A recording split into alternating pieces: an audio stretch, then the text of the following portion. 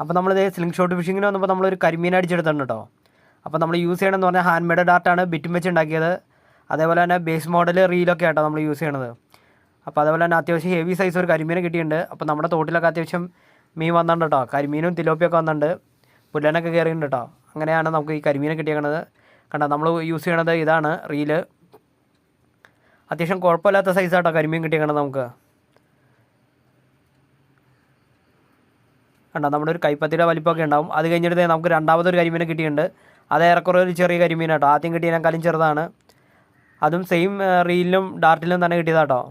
അപ്പോൾ നമുക്ക് പുതിയ റീലും ഡാർട്ടൊക്കെ മേടിക്കാറായി, കാരണം ഇതൊക്കെ പോയി തുടങ്ങി.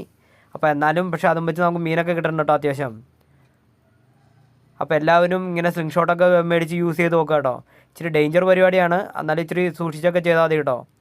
അപ്പോൾ എന്തായാലും വീഡിയോ ഒക്കെ ഇഷ്ടപ്പെടുന്നുണ്ടെങ്കിൽ എല്ലാവരും സപ്പോർട്ട് ചെയ്യുക. ഓക്കേ.